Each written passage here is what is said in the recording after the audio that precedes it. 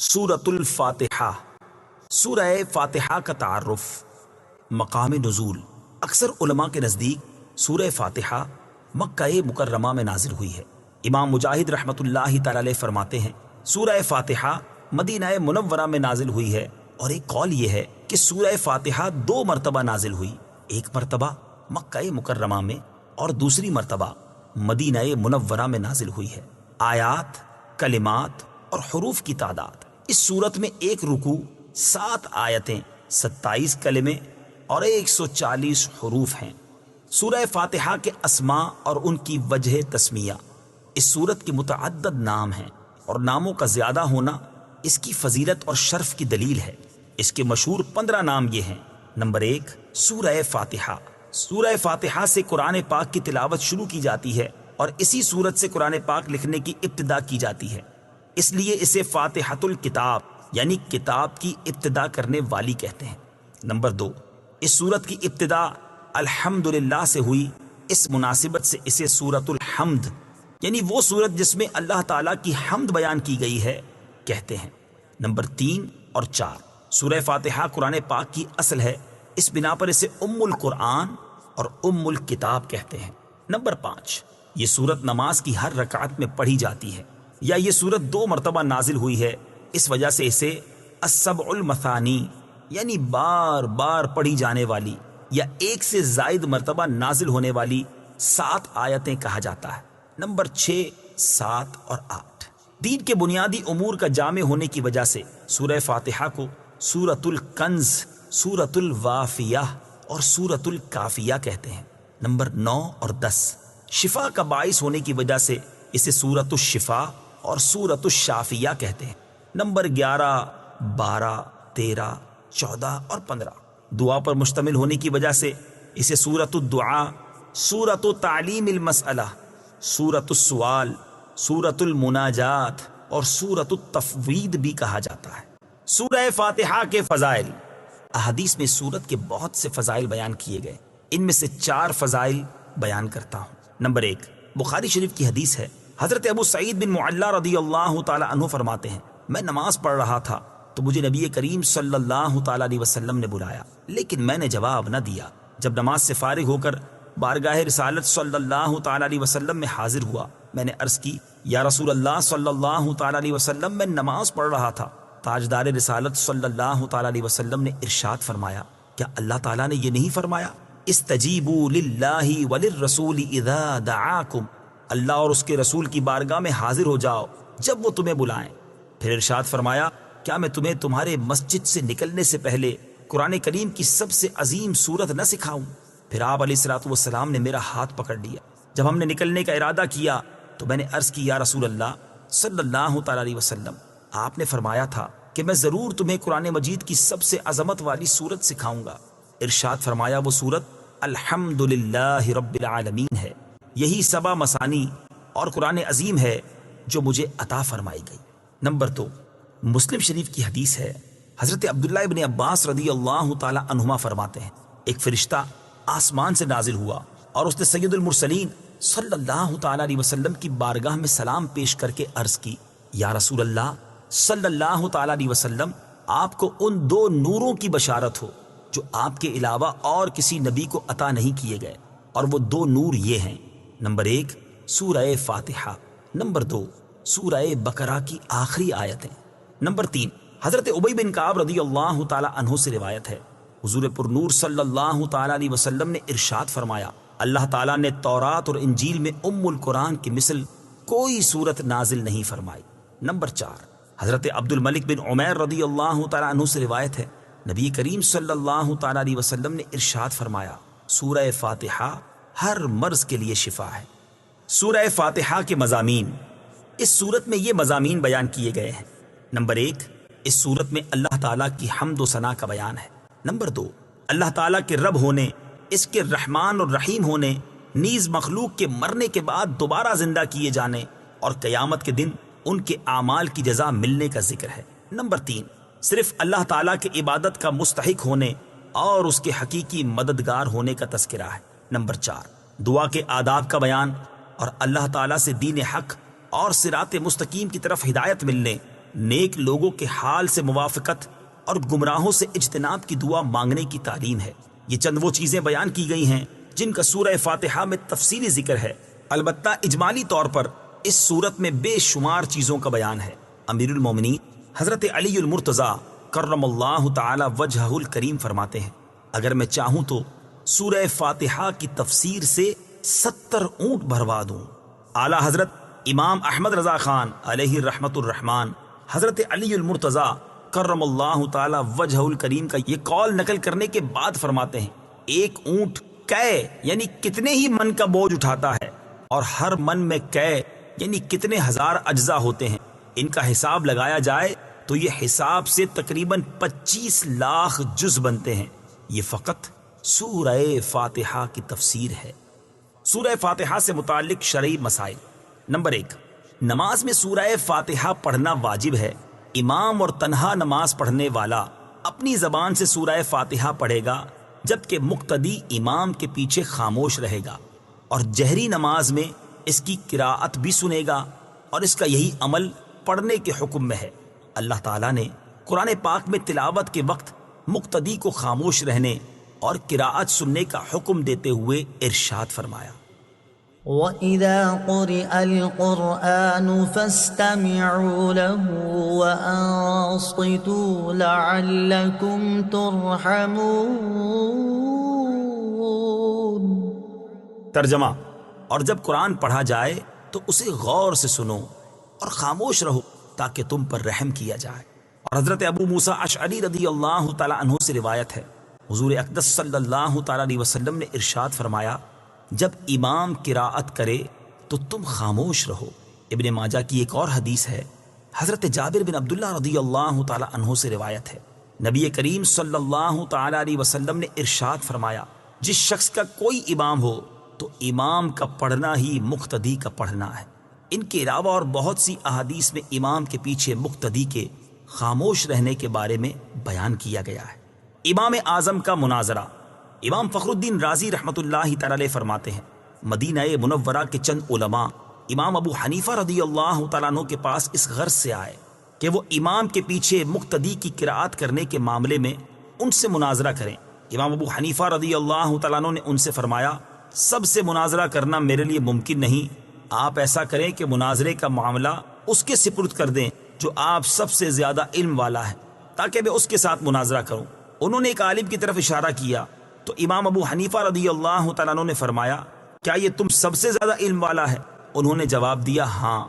امام ابو حنیفہ رضی اللہ تعالیٰ عنہ نے فرمایا، کیا میرا اس کے ساتھ مناظرہ کرنا تم سب کے ساتھ مناظرہ کرنے کی طرح ہے؟ انہوں نے کہا، ہاں۔ امام ابو حنیفہ رضی اللہ تعالیٰ عنہ نے فرمایا، اس کے خلاف جو دلیل قائم ہوگی وہ گویا کہ تمہارے خلاف قائم ہوگی؟ انہوں نے جواب دیا، ہاں۔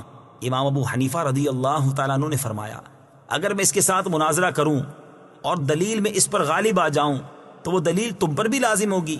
انہوں نے کہا، ہاں۔ امام ابو حنیفہ رضی اللہ تعالیٰ عنہ نے دریافت کیا، وہ دلیل تم پر کیسے لازم ہوگی؟ انہوں نے جواب دیا، اس لیے کہ ہم اسے اپنا امام بنانے پر راضی ہیں تو اس کی بات ہماری بات ہوگی۔ امام ابو حنیفہ رضی اللہ تعالیٰ عنہ نے فرمایا، ہم بھی تو یہی کہتے ہیں کہ جب ہم نے ایک شخص کو نماز میں اپنا امام مان لیا تو اس کا قراءت کرنا ہمارا قراءت کرنا ہے اور وہ ہماری طرف سے نائب ہے۔ امام ابو حنیفہ رضی اللہ تعالی عنہ کی یہ بات سن کر سب نے اقرار کر لیا کہ امام کے پیچھے مقتدی قراءت نہیں کرے گا۔ نمبر 2، نماز جنازہ میں خاص دعا یاد نہ ہو تو دعا کی نیت سے سورہ فاتحہ پڑھنا جائز ہے، جبکہ قراءت کی نیت سے پڑھنا جائز نہیں۔ بسم اللہ الرحمن الرحیم۔ ترجمہ، اللہ کے نام سے شروع جو نہایت مہربان رحمت والا ہے۔ بسم اللہ، اللہ کے نام سے شروع۔ تفسیر صراط الجنان میں اس کی تفسیر کچھ اس طرح ہے۔ علامہ احمد ساوی رحمت اللہ تعالی علیہ فرماتے ہیں، قرآن مجید کی ابتدا بسم اللہ سے اس لیے کی گئی تاکہ اللہ تعالیٰ کے بندے اس کی پیروی کرتے ہوئے ہر اچھے کام کی ابتدا بسم اللہ سے کریں، اور حدیث پاک میں بھی اچھے اور اہم کام کی ابتدا بسم اللہ سے کرنے کی ترغیب دی گئی ہے۔ چنانچہ حضرت ابو ہریرہ رضی اللہ تعالی عنہ سے روایت ہے، حضور پر نور صلی اللہ تعالی علیہ وسلم نے ارشاد فرمایا، جس اہم کام کی ابتدا بسم اللہ الرحمن الرحیم سے نہ کی گئی تو وہ ادھورا رہ جاتا ہے۔ لہٰذا تمام مسلمانوں کو چاہیے کہ وہ ہر نیک اور جائز کام کی ابتدا بسم اللہ الرحمن الرحیم سے کریں، اس کی بہت برکت ہے۔ الرحمن الرحیم، جو بہت مہربان رحمت والا ہے۔ امام فخر الدین رازی رحمت اللہ تعالی علیہ فرماتے ہیں، اللہ تعالیٰ نے اپنی ذات کو رحمان اور رحیم فرمایا تو یہ اس کی شان سے بعید ہے کہ وہ رحم نہ فرمائے۔ مروی ہے کہ ایک سائل نے بلند دروازے کے پاس کھڑے ہو کر کچھ مانگا تو اسے تھوڑا سا دے دیا گیا۔ دوسرے دن وہ ایک کلاڑا لے کر آیا اور دروازے کو توڑنا شروع کر دیا۔ اس سے کہا گیا کہ تو ایسا کیوں کر رہا ہے؟ اس نے جواب دیا، تو دروازے کو اپنی عطا کے لائق کر یا اپنی عطا کو دروازے کے لائق بنا۔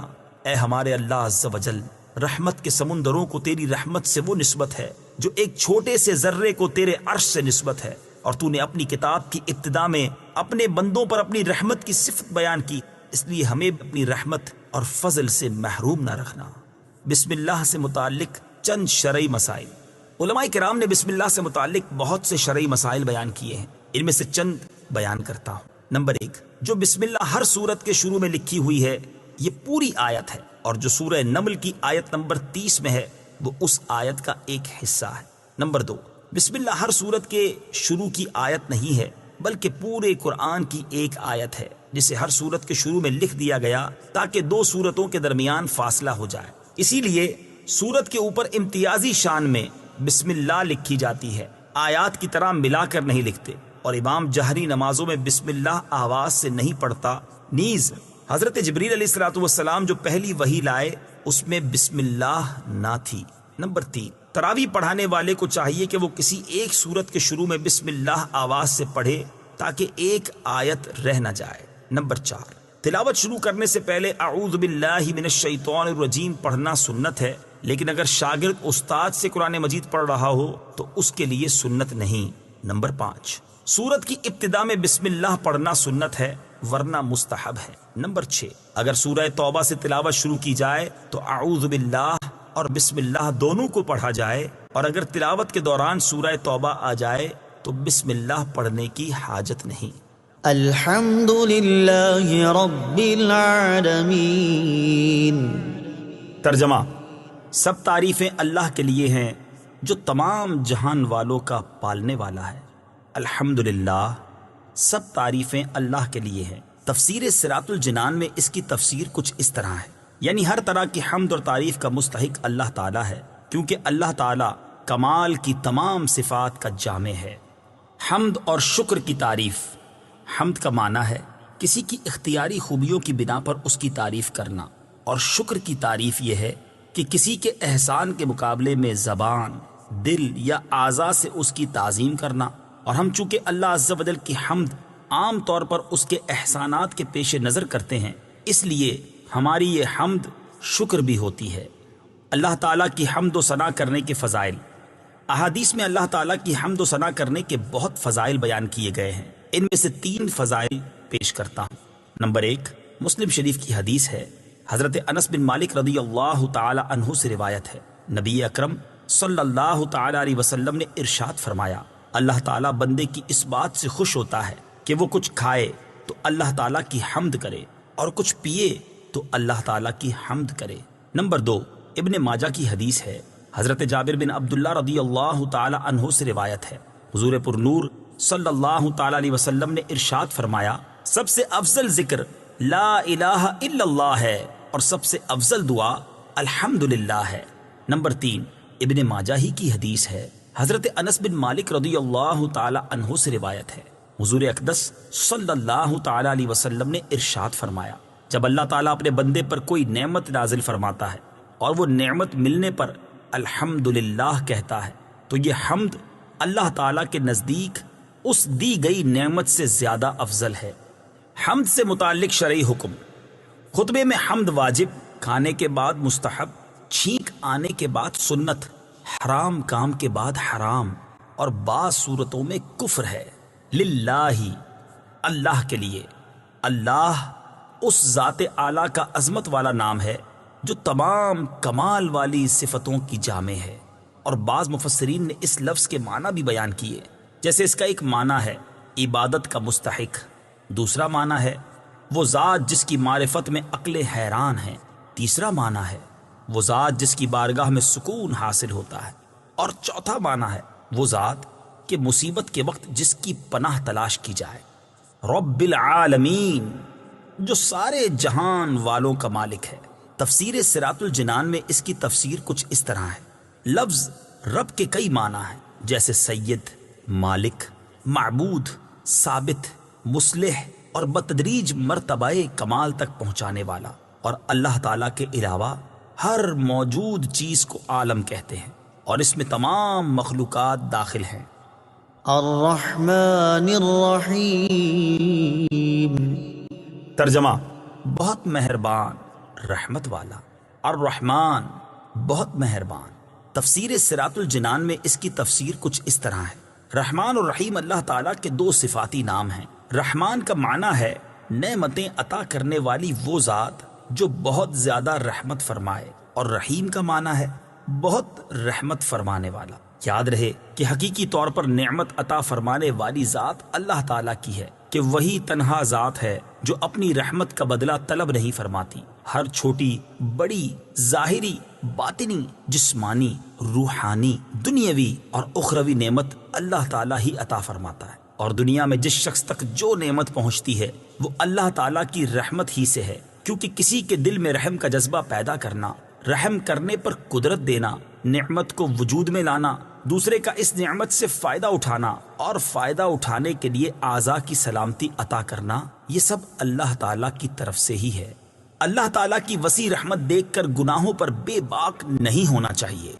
ابو عبداللہ محمد بن احمد قرطبی رحمت اللہ تعالی علیہ فرماتے ہیں، اللہ تعالیٰ نے رب العالمین کے بعد اپنے دو اوصاف رحمان اور رحیم بیان فرمائے۔ اس کی وجہ یہ ہے کہ جب اللہ تعالیٰ نے فرمایا کہ وہ رب العالمین ہے، تو اس سے سننے اور پڑھنے والے کے دل میں اللہ تعالیٰ کی عظمت کی وجہ سے اس کا خوف پیدا ہوا، تو اس کے ساتھ ہی اللہ تعالیٰ کے دو اوصاف رحمان اور رحیم ذکر کر دیے گئے، جن کے ضمن میں اللہ تعالیٰ کی اطاعت کرنے کی ترغیب ہے۔ یوں ترغیب اور ترغیب دونوں کا بیان ہو گیا، تاکہ بندہ اللہ تعالیٰ کی اطاعت کرنے کی طرف اچھی طرح راغب ہو اور اس کی نافرمانی کرنے سے رکنے کی خوب کوشش کرے۔ قرآن مجید میں اور مقامات پر اللہ تعالیٰ کی رحمت اور اس کے عذاب دونوں کو واضح طور پر ایک ساتھ ذکر کیا گیا ہے۔ چنانچہ اللہ تعالیٰ ارشاد فرماتا ہے، نبئ عبادی انی انا الغفور الرحیم وان عذابی هو العذاب الالیم۔ ترجمہ: میرے بندوں کو خبر دو کہ بے شک میں ہی بخشنے والا مہربان ہوں، اور بے شک میرا ہی عذاب دردناک عذاب ہے۔ اور ارشاد فرمایا، غافر الذنب وقابل التوب شدید العقاب ذی الطول لا الہ الا هو الیہ المصیر۔ ترجمہ: گناہ بخشنے والا اور توبہ قبول کرنے والا، سخت عذاب دینے والا، بڑے انعام عطا فرمانے والا ہے، اس کے سوا کوئی معبود نہیں، اسی کی طرف پھرنا ہے۔ نیز حضرت ابو ہریرہ رضی اللہ تعالی عنہ سے روایت ہے، رسول اللہ صلی اللہ تعالی علیہ وسلم نے ارشاد فرمایا، اگر مومن جان لیتا کہ اللہ تعالیٰ کے پاس کتنا عذاب ہے تو کوئی بھی اس کی جنت کی امید نہ رکھتا، اور اگر کافر جان لیتا کہ اللہ تعالیٰ کے پاس کتنی رحمت ہے تو اس کی جنت سے کوئی نا امید نہ ہوتا۔ لہٰذا ہر مسلمان کو چاہیے کہ وہ امید اور خوف کے درمیان رہے، اور اللہ تعالیٰ کی رحمت کی وسعت دیکھ کر گناہوں پر بے باک نہ ہو، اور نہ ہی اللہ تعالیٰ کے عذاب کی شدت دیکھ کر اس کی رحمت سے مایوس ہو۔ کسی کو رحمان اور رحیم کہنے کے بارے میں شرعی حکم، اللہ تعالیٰ کے علاوہ کسی اور کو رحمان کہنا جائز نہیں، جبکہ رحیم کہا جا سکتا ہے، جیسے قرآن مجید میں اللہ تعالیٰ نے اپنے حبیب صلی اللہ تعالیٰ علیہ وسلم کو بھی رحیم فرمایا ہے۔ چنانچہ ارشاد باری تعالیٰ ہے، لقد جاءكم رسول من أنفسكم عزيز عليه ما عنتم حريص عليكم بالمؤمنين رؤوف رحيم۔ ترجمہ: بے شک تمہارے پاس تم میں سے وہ عظیم رسول تشریف لے آئے جن پر تمہارا مشقت میں پڑنا بہت بھاری گزرتا ہے۔ وہ تمہاری بھلائی کے نہایت چاہنے والے، مسلمانوں پر بہت مہربان، رحمت فرمانے والے ہیں۔ مالک یوم الدین، ترجمہ: جزا کے دن کا مالک۔ مالک یوم الدین، جزا کے دن کا مالک۔ تفسیر صراط الجنان میں اس کی تفسیر کچھ اس طرح ہے: جزا کے دن سے مراد قیامت کا دن ہے کہ اس دن نیک اعمال کرنے والے مسلمانوں کو ثواب ملے گا اور گناہ گاروں اور کافروں کو سزا ملے گی، جبکہ مالک اسے کہتے ہیں جو اپنی ملکیت میں موجود چیزوں میں جیسے چاہے تصرف کرے۔ اللہ تعالیٰ اگرچہ دنیا اور آخرت دونوں کا مالک ہے، لیکن یہاں قیامت کے دن کو بطور خاص اس لیے ذکر کیا تاکہ اس دن کی اہمیت دل میں بیٹھے۔ نیز دنیا کے مقابلے میں آخرت میں اللہ تعالیٰ کے مالک ہونے کا ظہور زیادہ ہوگا، کیونکہ اس دن کسی کے پاس ظاہری سلطنت بھی نہ ہوگی جو اللہ تعالیٰ نے دنیا میں لوگوں کو عطا فرمائی تھی۔ اس لیے یہاں خاص طور پر قیامت کے دن کی ملکیت کا ذکر کیا گیا۔ ایاک نعبد و ایاک نستعین، ترجمہ: ہم تیری ہی عبادت کرتے ہیں اور تجھ ہی سے مدد چاہتے ہیں۔ ایاک نعبد و ایاک نستعین، ہم تیری ہی عبادت کرتے ہیں اور تجھ ہی سے مدد چاہتے ہیں۔ تفسیر صراط الجنان میں اس کی تفسیر کچھ اس طرح ہے: اس سے پہلی آیات میں بیان ہوا کہ ہر طرح کی حمد و ثنا کا حقیقی مستحق اللہ تعالیٰ ہے، جو کہ سب جہانوں کا پالنے والا، بہت مہربان اور رحم فرمانے والا ہے۔ اور اس آیت سے بندوں کو سکھایا جا رہا ہے کہ اللہ تعالیٰ کی بارگاہ میں اپنی بندگی کا اظہار یوں کرو کہ اے اللہ عز و جل، ہم صرف تیری ہی عبادت کرتے ہیں، کیونکہ عبادت کا مستحق صرف تو ہی ہے اور تیرے علاوہ اور کوئی اس لائق ہی نہیں کہ اس کی عبادت کی جا سکے، اور حقیقی مدد کرنے والا بھی تو ہی ہے۔ تیری اجازت و مرضی کے بغیر کوئی کسی کی کسی قسم کی ظاہری، باطنی، جسمانی، روحانی، چھوٹی بڑی کوئی مدد نہیں کر سکتا۔ عبادت اور تعظیم میں فرق۔ عبادت کا مفہوم بہت واضح ہے، سمجھنے کے لیے اتنا ہی کافی ہے کہ کسی کو عبادت کے لائق سمجھتے ہوئے اس کی کسی قسم کی تعظیم کرنا عبادت کہلاتا ہے، اور اگر عبادت کے لائق نہ سمجھیں تو وہ محض تعظیم ہوگی، عبادت نہیں کہلائے گی۔ جیسے نماز میں ہاتھ باندھ کر کھڑا ہونا عبادت ہے، لیکن یہی نماز کی طرح ہاتھ باندھ کر کھڑا ہونا استاد، پیر یا ماں باپ کے لیے ہو تو محض تعظیم ہے، عبادت نہیں۔ اور دونوں میں فرق وہی ہے جو ابھی بیان کیا گیا ہے۔ آیت ایاک نعبد سے معلوم ہونے والی اہم باتیں۔ آیت میں جمع کے صیغے ہیں، جیسے ہم تیری ہی عبادت کرتے ہیں۔ اس سے معلوم ہوا کہ نماز جماعت کے ساتھ ادا کرنی چاہیے، اور دوسروں کو بھی عبادت کرنے میں شریک کرنے کا فائدہ یہ ہے کہ گناہ گاروں کی عبادتیں اللہ تعالیٰ کی بارگاہ کے محبوب اور مقبول بندوں کی عبادتوں کے ساتھ جمع ہو کر قبولیت کا درجہ پا لیتی ہیں۔ نیز یہ بھی معلوم ہوا کہ اللہ تعالیٰ کی بارگاہ میں اپنی حاجت عرض کرنے سے پہلے اپنی بندگی کا اظہار کرنا چاہیے۔ امام عبداللہ بن احمد نصفی رحمۃ اللہ تعالی علیہ فرماتے ہیں، عبادت کو مدد طلب کرنے سے پہلے ذکر کیا گیا کیونکہ حاجت طلب کرنے سے پہلے اللہ تعالیٰ کی بارگاہ میں وسیلہ پیش کرنا قبولیت کے زیادہ قریب ہے۔ اللہ تعالیٰ کی بارگاہ میں وسیلہ پیش کرنے کی برکت۔ ہر مسلمان کو چاہیے کہ وہ اللہ تعالیٰ کی بارگاہ میں کسی کا وسیلہ پیش کر کے اپنی حاجات کے لیے دعا کیا کرے، تاکہ اس وسیلے کے صدقے دعا جلد مقبول ہو جائے۔ اور اللہ تعالیٰ کی بارگاہ میں وسیلہ پیش کرنا قرآن و حدیث سے ثابت ہے۔ چنانچہ وسیلے کے بارے میں اللہ تعالیٰ ارشاد فرماتا ہے، يا أيها الذين آمنوا اتقوا الله وابتغوا إليه الوسيلة۔ ترجمہ: اے ایمان والو، اللہ سے ڈرو اور اس کی طرف وسیلہ ڈھونڈو۔ اور سنن ابن ماجہ میں ہے کہ ایک نابینا صحابی بارگاہ رسالت صلی اللہ تعالیٰ علیہ وسلم میں حاضر ہو کر دعا کے طالب ہوئے، تو آپ صلی اللہ تعالیٰ علیہ وسلم نے انہیں اس طرح دعا مانگنے کا حکم دیا، اللهم إني أسألك وأتوجه إليك بمحمد نبي الرحمة يا محمد إني قد توجهت بك إلى ربي في حاجتي هذه لتقضى اللهم فشفعه في۔ اے اللہ عز و جل، میں تجھ سے سوال کرتا ہوں اور تیری طرف نبی رحمت حضرت محمد صلی اللہ تعالیٰ علیہ وسلم کے ساتھ متوجہ ہوتا ہوں۔ اے محمد صلی اللہ تعالیٰ علیہ وسلم، میں نے آپ صلی اللہ تعالیٰ علیہ وسلم کے وسیلے سے اپنے رب عز و جل کی طرف اپنی اس حاجت میں توجہ کی تاکہ میری حاجت پوری کر دی جائے۔ اے اللہ عز و جل پس تو میرے لیے حضور صلی اللہ تعالی علیہ وسلم کی شفاعت قبول فرما۔ حدیث پاک میں مذکور لفظ یا محمد سے متعلق ضروری وضاحت اعلیٰ حضرت امام احمد رضا خان علیہ رحمۃ الرحمان فرماتے ہیں، علماء تصریح فرماتے ہیں حضور اقدس صلی اللہ تعالی علیہ وسلم کو نام لے کر ندا کرنی حرام ہے، اور یہ بات واقعی محل انصاف ہے۔ جسے اس کا مالک و مولا تبارک و تعالی نام لے کر نہ پکارے تو غلام کی کیا مجال کہ وہ راہ ادب سے تجاوز کرے۔ بلکہ امام زین الدین مراغی وغیرہ محققین نے فرمایا اگر یہ لفظ کسی دعا میں وارد ہو جو خود نبی اکرم صلی اللہ تعالی علیہ وسلم نے تعلیم فرمائی ہو، جیسے دعائے یا محمد انی توجہت بکا الی ربی، تاہم اس کی جگہ یا رسول اللہ یا نبی اللہ کہنا چاہیے۔ حالانکہ الفاظ دعا میں حتی الوسع تغییر نہیں کی جاتی۔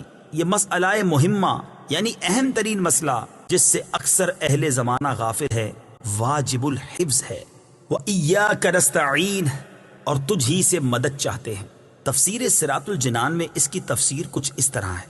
اس آیت میں بیان کیا گیا کہ مدد طلب کرنا خواہ واسطے کے ساتھ ہو یا واسطے کے بغیر ہو، ہر طرح سے اللہ تعالیٰ کے ساتھ خاص ہے، اور اللہ تعالیٰ کی ذات ہی ایسی ہے جس سے حقیقی طور پر مدد طلب کی جائے۔ اعلیٰ حضرت امام احمد رضا خان علیہ رحمۃ الرحمان فرماتے ہیں حقیقی مدد طلب کرنے سے مراد یہ ہے کہ جس سے مدد طلب کی جائے اسے بالذات قادر، مستقل مالک اور غنی بے نیاز جانا جائے کہ وہ اللہ تعالیٰ کی عطا کے بغیر خود اپنی ذات سے اس کام یعنی مدد کرنے کی قدرت رکھتا ہے۔ اللہ تعالیٰ کے علاوہ کسی اور کے بارے میں یہ عقیدہ رکھنا ہر مسلمان کے نزدیک شرک ہے، اور کوئی مسلمان اللہ تعالیٰ کے علاوہ کسی اور کے بارے میں ایسا عقیدہ نہیں رکھتا، اور اللہ تعالیٰ کے مقبول بندوں کے بارے میں مسلمان یہ عقیدہ رکھتا ہے کہ وہ اللہ تعالیٰ کی بارگاہ تک پہنچنے کے لیے واسطہ اور حاجات پوری ہونے کا وسیلہ اور ذریعہ ہیں۔ تو جس طرح حقیقی وجود کہ کسی کے پیدا کیے بغیر خود اپنی ذات سے موجود ہونا اللہ تعالیٰ کے ساتھ خاص ہے، اس کے باوجود کسی کو موجود کہنا اس وقت تک شرک نہیں جب تک وہی حقیقی وجود مراد نہ لیا جائے۔ یوں ہی حقیقی علم کہ کسی کی عطا کے بغیر خود اپنی ذات سے ہو، اور حقیقی تعلیم کہ کسی چیز کی محتاجی کے بغیر از خود کسی کو سکھانا اللہ تعالیٰ کے ساتھ خاص ہے، اس کے باوجود دوسرے کو عالم کہنا یا اس سے علم طلب کرنا اس وقت تک شرک نہیں ہو سکتا جب تک وہی اصلی معنی مقصود نہ ہو۔ تو اسی طرح کسی سے مدد طلب کرنے کا معاملہ ہے کہ اس کا حقیقی معنی اللہ تعالیٰ کے ساتھ خاص ہے، اور وسیلہ و واسطہ کے معنی میں اللہ تعالیٰ کے علاوہ کے لیے ثابت ہے اور حق ہے، بلکہ یہ معنی تو غیر خدا ہی کے لیے خاص ہیں، کیونکہ اللہ تعالیٰ وسیلہ اور واسطہ بننے سے پاک ہے۔ اس سے اوپر کون ہے کہ یہ اس کی طرف وسیلہ ہوگا، اور اس کے سوا حقیقی حاجت روا کون ہے کہ یہ بیچ میں واسطہ بنے گا۔ بد مذہبوں کی طرف سے ہونے والا ایک اعتراض ذکر کر کے اس کے جواب میں فرماتے ہیں یہ نہیں ہو سکتا کہ خدا سے توسل کر کے اسے کسی کے یہاں وسیلہ اور ذریعہ بنایا جائے۔ اس وسیلہ بننے کو ہم اولیاء کرام سے مانگتے ہیں کہ وہ دربار الہی میں ہمارا وسیلہ، ذریعہ اور قضائے حاجات کا واسطہ ہو جائیں۔ اس بے وقوفی کے سوال کا جواب اللہ تعالیٰ نے اس آیت کریمہ میں دیا ہے۔ وَلَوْ أَنَّهُمْ إِذ ظَلَمُوا أَنفُسَهُمْ جَاءُوكَ فَاسْتَغْفَرُوا اللَّهَ واستغفر لهم الرسول لوجدوا الله توابا رحيما۔ ترجمہ، اور جب وہ اپنی جانوں پر ظلم یعنی گناہ کر کے تیرے پاس حاضر ہوں اور اللہ سے معافی چاہیں اور معافی مانگیں ان کے لیے رسول، تو بے شک اللہ کو توبہ قبول کرنے والا مہربان پائیں گے۔ کیا اللہ تعالیٰ اپنے آپ نہیں بخش سکتا تھا؟ پھر کیوں یہ فرمایا کہ اے نبی تیرے پاس حاضر ہوں اور تو اللہ سے ان کی بخشش چاہے تو یہ دولت و نعمت پائیں؟ یہی ہمارا مطلب ہے جو قرآن کی آیت صاف فرما رہی ہے۔ زیر تفسیر آیت کریمہ کے بارے میں مزید تفصیل جاننے کے لیے فتاوی رضویہ کی 21ویں جلد میں موجود اعلیٰ حضرت امام احمد رضا خان علیہ رحمۃ الرحمان کا رسالہ برکات الامداد لأہل الاستمداد یعنی مدد طلب کرنے والوں کے لیے امداد کی برکتیں، اس کا مطالعہ فرمائیں۔ اللہ تعالیٰ کی عطا سے بندوں کا مدد کرنا اللہ تعالیٰ ہی کا مدد کرنا ہوتا ہے۔ یاد رہے کہ اللہ تعالیٰ اپنے بندوں کو دوسروں کی مدد کرنے کا اختیار دیتا ہے، اور اس اختیار کی بنا پر ان بندوں کا مدد کرنا اللہ تعالیٰ ہی کا مدد کرنا ہوتا ہے۔ جیسے غزوہ بدر میں فرشتوں نے آ کر صحابہ کرام رضی اللہ تعالیٰ عنہم کی مدد کی، لیکن اللہ تعالیٰ نے ارشاد فرمایا وَلَقَدْ نَصَرَكُمُ اللَّهُ بِبَدْرٍ وَأَنْتُمْ أَذِلَّةٌ۔ ترجمہ: اور بے شک اللہ نے بدر میں تمہاری مدد کی جب تم بالکل بے سر و سامان تھے۔ یہاں فرشتوں کی مدد کو اللہ تعالیٰ کی مدد کہا گیا۔ اس کی وجہ یہی ہے کہ فرشتوں کو مدد کرنے کا اختیار اللہ تعالیٰ کے دینے سے ہے، تو حقیقتاً یہ اللہ تعالیٰ ہی کی مدد ہوئی۔ یہی معاملہ انبیاء کرام علیہ الصلوۃ والسلام اور اولیاء اعظام رحمۃ اللہ تعالیٰ علیہم کا ہے کہ وہ اللہ عز و جل کی عطا سے مدد کرتے ہیں، اور حقیقتاً وہ مدد اللہ تعالیٰ کی ہوتی ہے۔ جیسے حضرت سلیمان علیہ نبینا علیہ الصلوۃ والسلام نے اپنے وزیر حضرت آصف بن برخیہ رضی اللہ تعالی عنہ سے تخت لانے کا فرمایا، اور انہوں نے پلک جھپکنے میں تخت حاضر کر دیا۔ اس پر انہوں نے فرمایا ھذا من فضل ربی، یہ میرے رب کے فضل سے ہے۔ اور تاجدار رسالت صلی اللہ تعالی علیہ وسلم کی سیرت مبارکہ میں مدد کرنے کی تو اتنی مثالیں موجود ہیں کہ اگر سب جمع کی جائیں تو ایک ضخیم کتاب مرتب ہو سکتی ہے۔ ان میں سے چند مثالیں یہ ہیں۔ نمبر 1 صحیح بخاری میں ہے، نبی کریم علیہ الصلوۃ والسلام نے تھوڑے سے کھانے سے پورے لشکر کو سیر کیا۔ نمبر 2 بخاری شریف ہی میں ہے، آپ صلی اللہ تعالی علیہ وسلم نے دودھ کے ایک پیالے سے 70 صحابہ کو سیراب کر دیا۔ نمبر 3 یہ بھی بخاری شریف میں ہے، انگلیوں سے پانی کے چشمے جاری کر کے 1400 یا اس سے بھی زائد افراد کو سیراب کر دیا۔ نمبر 4 لعاب دہن سے بہت سے لوگوں کو شفا عطا فرمائی، اور یہ تمام مددیں چونکہ اللہ تعالیٰ کی عطا کردہ طاقت سے تھی، لہٰذا سب اللہ تعالیٰ کی ہی مددیں ہیں۔ اس بارے میں مزید تفصیل کے لیے فتاوی رضویہ کی 30ویں جلد میں موجود اعلیٰ حضرت امام اہل سنت مولانا شاہ امام احمد رضا خان علیہ رحمت الرحمان کے رسالے الامن والعلا لناعت المصطفیٰ بدافع البلا، یعنی نعت مصطفیٰ صلی اللہ تعالی علیہ وسلم بیان کرنے والوں کے لیے انعامات کا مطالعہ فرمائیے۔ اهدنا الصراط المستقیم۔ ترجمہ: ہمیں سیدھے راستے پر چلا۔ اہدنا الصراط المستقیم، ہمیں سیدھے راستے پر چلا۔ تفسیر صراط الجنان میں اس کی تفسیر کچھ اس طرح ہے: اللہ تعالیٰ کی ذات و صفات کی معرفت کے بعد اس کی عبادت اور حقیقی مددگار ہونے کا ذکر کیا گیا، اور اب یہاں سے ایک دعا سکھائی جا رہی ہے کہ بندہ یوں عرض کرے، اے اللہ عز و جل، تو نے اپنی توفیق سے ہمیں سیدھا راستہ دکھا دیا، اب ہماری اس راستے کی طرف ہدایت میں اضافہ فرما اور ہمیں اس پر ثابت قدم رکھ۔ صراط مستقیم کا معنی، صراط مستقیم سے مراد عقائد کا سیدھا راستہ ہے جس پر تمام انبیاء کرام علیہ الصلوۃ والسلام چلے، یا اس سے مراد اسلام کا سیدھا راستہ ہے جس پر صحابہ کرام رضی اللہ تعالی عنہم، بزرگان دین اور اولیاء اعظام رحمت اللہ تعالی علیہم چلے، جیسا کہ اگلی آیت میں موجود بھی ہے۔ اور یہ راستہ اہل سنت کا ہے کہ آج تک اولیاء کرام صرف اسی مسلک اہل سنت میں گزرے ہیں، اور اللہ تعالیٰ نے انہی کے راستے پر چلنے اور انہی کے ساتھ ہونے کا فرمایا ہے۔ فرمان باری تعالیٰ ہے، یا ایہا الذین آمنوا اتقوا اللہ وکونوا مع الصادقین۔ ترجمہ: اے ایمان والو، اللہ سے ڈرو اور سچوں کے ساتھ ہو جاؤ۔ ابن ماجہ کی حدیث ہے، حضرت انس رضی اللہ تعالیٰ عنہ سے روایت ہے، سید المرسلین صلی اللہ تعالیٰ علیہ وسلم نے ارشاد فرمایا، بے شک میری امت کبھی گمراہی پر جمع نہیں ہوگی، اور جب تم لوگوں میں اختلاف دیکھو تو تم پر لازم ہے کہ سواد اعظم یعنی مسلمانوں کے بڑے گروہ کے ساتھ ہو جاؤ۔ ترمذی شریف کی حدیث ہے، حضرت عبداللہ بن عمر رضی اللہ تعالیٰ عنہما سے روایت ہے، نبی اکرم صلی اللہ تعالیٰ علیہ وسلم نے ارشاد فرمایا، بنی اسرائیل 72 فرقوں میں تقسیم ہو گئے تھے، اور میری امت 73 فرقوں میں تقسیم ہو جائے گی، ان میں سے ایک کے علاوہ سب جہنم میں جائیں گے۔ صحابہ کرام نے عرض کی، یا رسول اللہ صلی اللہ تعالی علیہ وسلم، نجات پانے والا فرقہ کون سا ہے؟ ارشاد فرمایا، وہ اس طریقے پر ہوگا جس پر میں اور میرے صحابہ ہیں۔ ہدایت حاصل کرنے کے ذرائع، یاد رہے کہ اللہ تعالیٰ نے ہدایت حاصل کرنے کے بہت سے ذرائع عطا فرمائے ہیں، ان میں سے چند یہ ہیں۔ نمبر 1، انسان کی ظاہری باطنی صلاحیتیں جنہیں استعمال کر کے وہ ہدایت حاصل کر سکتا ہے۔ نمبر 2، آسمانوں زمینوں میں اللہ تعالیٰ کی قدرت و وحدانیت پر دلالت کرنے والی نشانیاں جن میں غور و فکر کر کے انسان ہدایت پا سکتا ہے۔ نمبر 3، اللہ تعالیٰ کی نازل کردہ کتابیں، ان میں سے تورات، انجیل اور زبور قرآن پاک نازل ہونے سے پہلے لوگوں کے لیے ہدایت کا باعث تھیں، اور اب قرآن مجید لوگوں کے لیے ہدایت حاصل کرنے کا ذریعہ ہے۔ نمبر 4، اللہ تعالیٰ کے بھیجے ہوئے خاص بندے انبیاء کرام اور مرسلین اعظام علیہم الصلاۃ والسلام یہ اپنی اپنی قوموں کے لیے ہدایت حاصل کرنے کا ذریعہ تھے، اور ہمارے نبی حضرت محمد مصطفیٰ صلی اللہ تعالی علیہ وسلم قیامت تک آنے والے تمام لوگوں کے لیے ہدایت کا ذریعہ ہیں۔ آیت اہدنا الصراط المستقیم سے معلوم ہونے والے احکام۔ اس آیت سے 3 باتیں معلوم ہوئیں۔ نمبر 1، ہر مسلمان کو اللہ تعالیٰ سے سیدھے راستے پر ثابت قدمی کی دعا مانگنی چاہیے، کیونکہ سیدھا راستہ منزل مقصود تک پہنچا دیتا ہے اور ٹیڑھا راستہ مقصود تک نہیں پہنچاتا۔ اللہ تعالیٰ ارشاد فرماتا ہے کہ عقل والے اس طرح دعا مانگتے ہیں: ربنا لا تزغ قلوبنا بعد إذ هديتنا وهب لنا من لدنك رحمة إنك أنت الوهاب۔ ترجمہ: اے ہمارے رب، تو نے ہمیں ہدایت عطا فرمائی ہے، اس کے بعد ہمارے دلوں کو ٹیڑھا نہ کر اور ہمیں اپنے پاس سے رحمت عطا فرما، بے شک تو بڑا عطا فرمانے والا ہے۔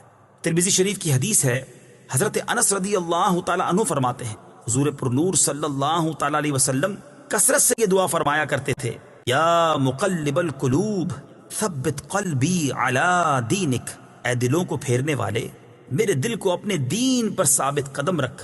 تو میں نے عرض کی: یا رسول اللہ صلی اللہ تعالی علیہ وسلم، ہم آپ پر اور جو کچھ آپ لائے ہیں اس پر ایمان رکھتے ہیں، تو کیا آپ کو ہمارے بارے میں کوئی خوف ہے؟ رسول پاک صلی اللہ تعالی علیہ وسلم نے ارشاد فرمایا: ہاں، بے شک دل اللہ تعالیٰ کی شان کے لائق اس کی انگلیوں میں سے 2 انگلیوں کے درمیان ہیں، وہ جیسے چاہتا ہے انہیں پھیر دیتا ہے۔ نمبر 2، عبادت کرنے کے بعد بندے کو دعا میں مشغول ہونا چاہیے۔ نمبر 3، صرف اپنے لیے دعا نہیں مانگنی چاہیے بلکہ سب مسلمانوں کے لیے دعا مانگنی چاہیے، کہ اس طرح دعا زیادہ قبول ہوتی ہے۔ صراط الذين أنعمت عليهم غير المغضوب عليهم ولا الضالين۔ ترجمہ: ان لوگوں کا راستہ جن پر تو نے احسان کیا، نہ کہ ان کا راستہ جن پر غضب ہوا اور نہ بہکے ہوئوں کا۔ صراط الذین انعمت علیہم، ان لوگوں کا راستہ جن پر تو نے احسان کیا۔ تفسیر صراط الجنان میں اس کی تفسیر کچھ اس طرح ہے۔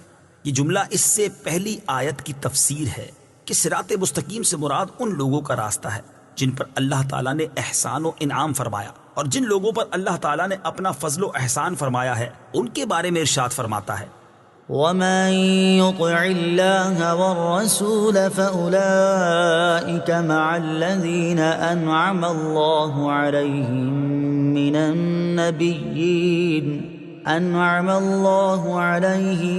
من النبيين والصديقين والشهداء والصالحين وحسن أولئك رفيقا۔ ترجمہ: اور جو اللہ اور رسول کی اطاعت کرے تو وہ ان لوگوں کے ساتھ ہوں گے جن پر اللہ نے فضل کیا، یعنی انبیاء اور صدیقین اور شہداء اور صالحین، اور یہ کتنے اچھے ساتھی ہیں۔ آیت صراط الذین انعمت علیہم سے معلوم ہونے والے مسائل۔ اس آیت سے 2 باتیں معلوم ہوئیں۔ نمبر 1، جن امور پر بزرگان دین کا عمل رہا وہ صراط مستقیم میں داخل ہے۔ نمبر 2، امام فخر الدین رازی رحمت اللہ تعالی علیہ فرماتے ہیں، بعض مفسرین نے فرمایا کہ اہدنا الصراط المستقیم کے بعد صراط الذین انعمت علیہم کو ذکر کرنا اس بات کی دلیل ہے کہ مرید ہدایت اور مکاشفہ کے مقامات تک اسی صورت پہنچ سکتا ہے جب وہ کسی ایسے پیر کامل کی پیروی کرے جو درست راستے کی طرف اس کی رہنمائی کرے، غلطیوں اور گمراہیوں کی جگہوں سے اسے بچائے، کیونکہ اکثر لوگوں پر نقص غالب ہے اور ان کی عقل حق کو سمجھنے، صحیح اور غلط میں امتیاز کرنے سے قاصر ہیں۔ تو ایک ایسے کامل شخص کا ہونا ضروری ہے جس کی ناقص شخص پیروی کرے، یہاں تک کہ اس کامل شخص کی عقل کے نور سے اس ناقص شخص کی عقل بھی مضبوط ہو جائے، تو اس صورت میں وہ سعادتوں کے درجات اور کمالات کی بلندیوں تک پہنچ سکتا ہے۔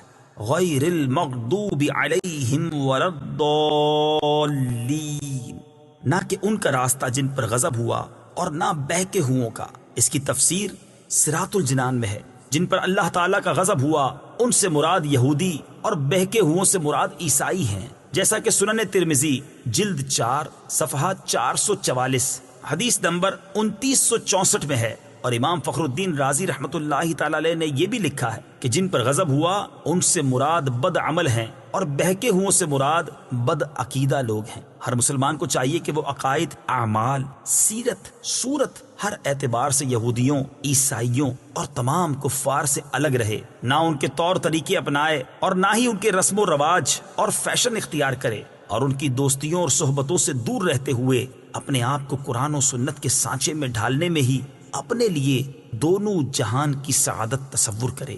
آیت وَلَضَّالِّينَ سے متعلق شرعی مسئلہ، بعض لوگ وَلَضَّالِّينَ کو وَلَضَّالِّينَ پڑھتے ہیں، ان کا ایسا کرنا حرام ہے۔ اعلیٰ حضرت امام احمد رضا خان علیہ الرحمت الرحمان فرماتے ہیں ضاد، ظا، ذال، زا سب حروف متباینہ متغائرہ یعنی ایک دوسرے سے جدا جدا حروف ہیں، ان میں سے کسی کو دوسرے سے تلاوت قرآن میں قصدن بدلنا، اس کی جگہ اسے پڑھنا، نماز میں ہو خواہ بیرون نماز، حرام قطعی و گناہ عظیم، افتراء علی اللہ و تحریف کتاب کریم ہے۔ اس مسئلے کے بارے میں دلائل کے ساتھ تفصیلی معلومات حاصل کرنے کے لیے فتاوی رضویہ کی 6 جلد میں موجود ان رسائل کا مطالعہ فرمائیں۔ نمبر 1، نعم الزاد لروم الضاد یعنی ضاد کی ادائیگی کا بہترین طریقہ۔ نمبر 2، الجام الصاد